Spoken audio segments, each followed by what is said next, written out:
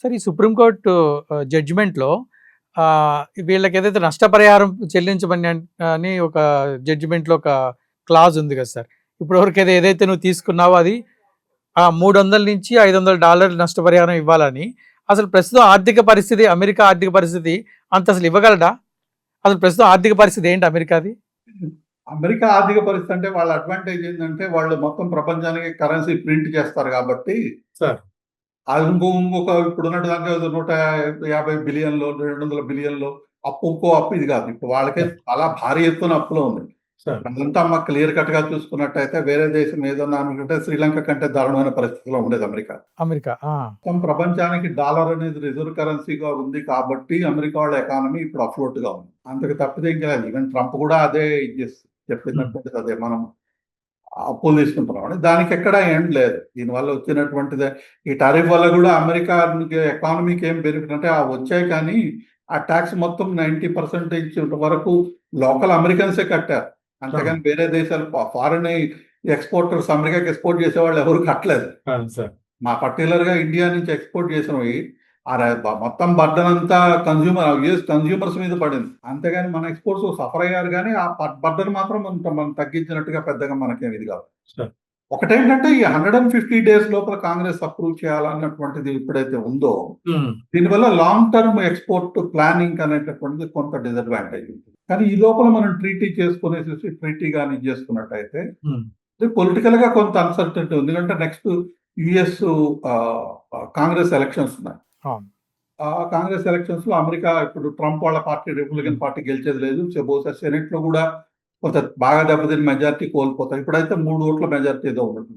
అది కూడా కోల్పోతారు అనేటటువంటిది బాగా అట్లే కాంగ్రెస్ అయితే ఓడిపోతారు. అది 99% ఈవెన్ అన్నమాట. ఇది ఎట్లా సరే రిటర్న్ ఇస్తాడా అమౌంట్స్?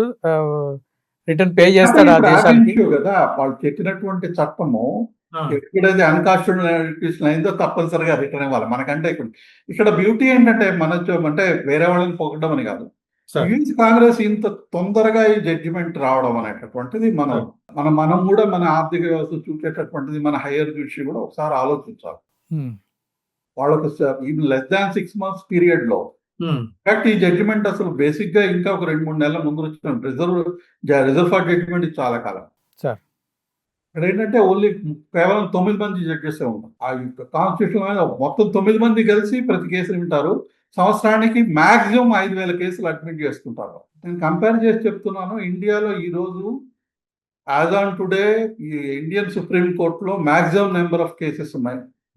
హిస్టరీలో 90,000 కేసులు ఉన్నాయి. 90,000 కేసులు 90,000 కేసులు పెండింగ్ ఉన్నాయి. 25 మంది 30 మంది ఎంతమంది జడ్జిలు ఉన్నారో మనకే తెలియదు. కనుక కేవలం 9 మంది జడ్జి ఉంటారు. ప్లస్ ఆర్గ్యూ చేయడం కూడా లిమిటెడ్ పాయింట్ మీదే ఉంటుంది. ఏవైతే ఇష్యూ చేశారో మొత్తం ఆర్గ్యుమెంట్స్ అంతా ఇన్ రైటింగ్ ఇవ్వాల్సి వస్తుంది. నార్మల్ కేసెస్ లో 30 minutes కంటే మీకు ఆర్గ్యూ చేసేదానికి టైం ఉండదు. ఆర్గ్యుమెంట్ కూడా మోస్ట్ ఆఫ్ ది టైం వాళ్ళు క్వశ్చన్స్ అడిగితే మనం ఆన్సర్ చెప్పాల్సి ఉంది. పర్టికులర్ గా యూఎస్ కాంగ్రెస్ లో ఎవరైనా 4-5 కేసులు వాళ్ళ మొత్తం లైఫ్ టైమ్ లో ఆర్గ్యూ చేస్తుంటే వాడు చాలా పెద్ద అడ్వకేట్ కింద లెక్క అమెరికా. ఇప్పుడు చేసినటువంటి ఆయన కూడా ఇండియన్ నీల్ అనేటటువంటి అతను ఇండియన్ బ్యాక్గ్రౌండ్ ఉన్నటువంటి ఆయన. కాబట్టి అక్కడ జుడిషియరీ అనేటటువంటిది బిజినెస్ దానికి క్లారిటీ ఇవ్వడం అనేటటువంటిది కన్సిస్టెంట్ ఇవ్వడం అనేటటువంటిది ఎట్లా ఉంది అనేటటువంటిది దానివల్ల ఏంటంటే బిజినెస్ ఎన్విరాన్మెంట్ ఇంప్రూవ్ అవుతుంది. లీగల్ కన్సిస్టెన్సీ ఉంది. ఇప్పుడు దీన్ని మళ్ళీ అపోజ్ చేసి దీనిపైన మళ్ళీ ఆర్గ్యుమెంట్స్ నడిచే అవకాశం ఉందా సార్? అది ఇంకా లేదు. ఈ ఇష్యూ మీద సెటిల్ అయ్యింది.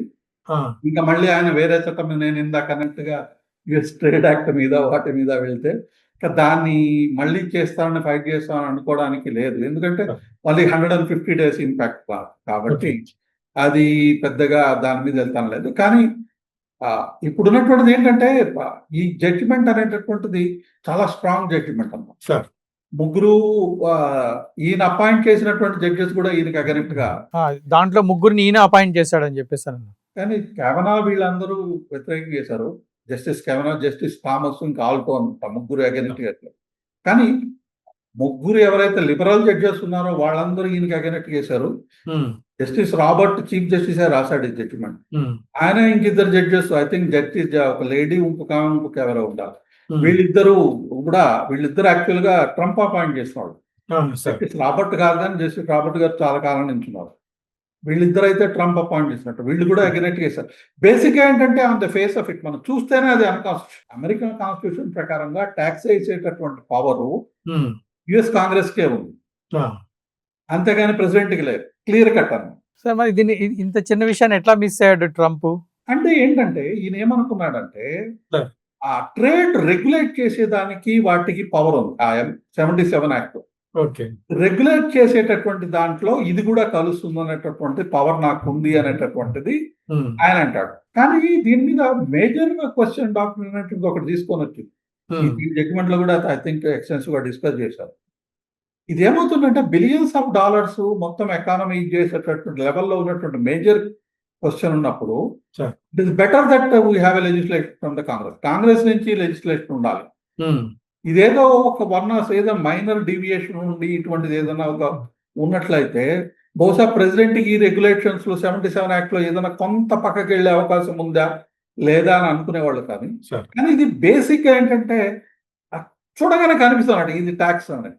టెరిఫ్ అనేటటువంటిది ట్యాక్స్ వేసే పవర్ యుఎస్ కాంగ్రెస్ కే ఉంది, ప్రెసిడెంట్ కి లేదు. అక్కడ డివిజన్ వెరీ క్లియర్ అండి. అమెరికాలో క్లియర్ కట్ డివిజన్. అంతేగాని మనలాగా కొంత నోటిఫికేషన్ ద్వారా ట్యాక్స్ వేయడము డేట్ ఇటువంటివి కొంత ఉండవు. కాబట్టి దాని ఆ క్లారిటీ అనేది ఇది క్లియర్ కట్ గా ఇంత అన్కాన్స్టిట్యూషనల్ అయ్యేసరికి దెబ్బతింది. సరే, ఈ 150 days తర్వాత అప్రూవల్ వచ్చే అవకాశం ఉందా దీనిపైన? అంటే దేని మీద అంటారు?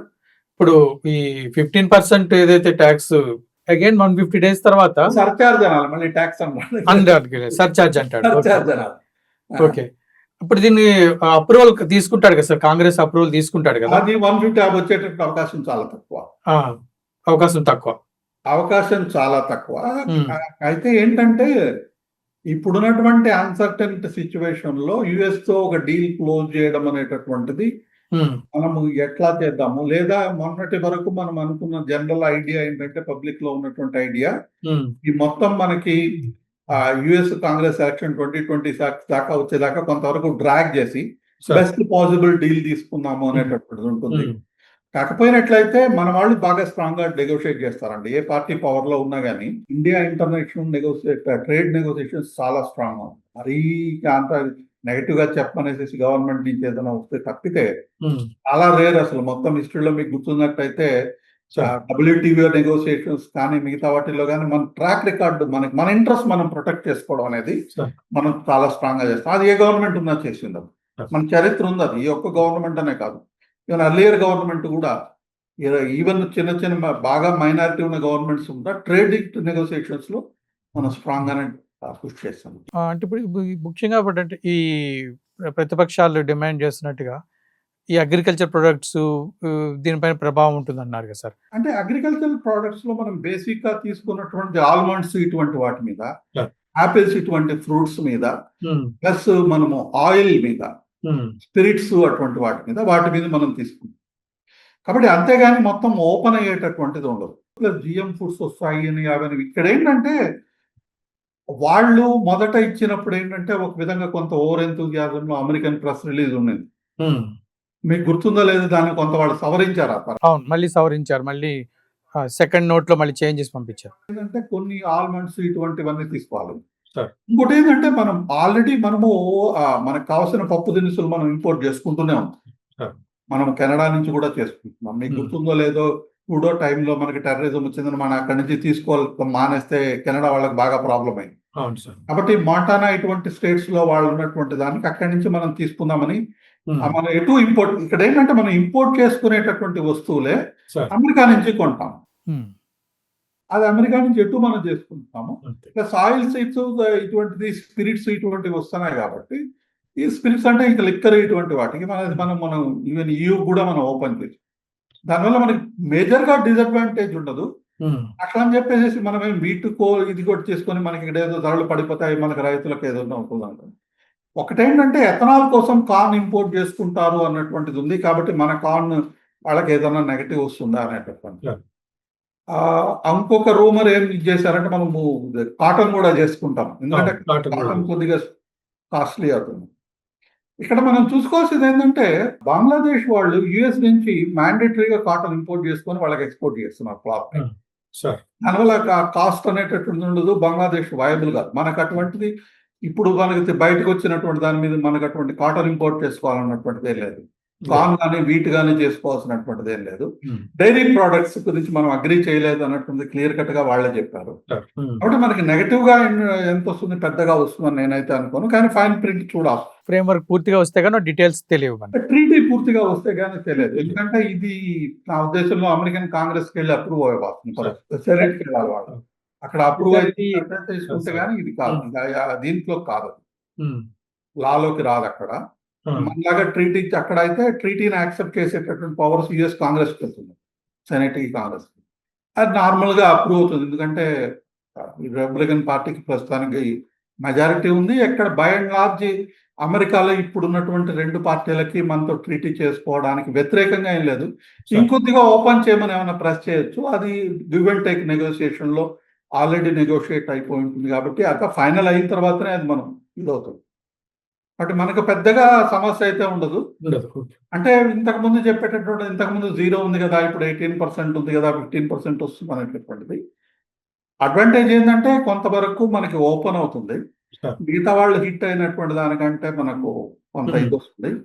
ప్లస్ ఇప్పుడు ఉన్నటువంటి సిచ్యువేషన్ లో బెస్ట్ ఆఫ్ ది డీల్ మనం చేసుకున్నామనే చెప్పుకోవాలి. వెన్ కంపేర్డ్ టు EU కానీ UK కానీ వీళ్ళతో తీసుకున్నట్లయితే.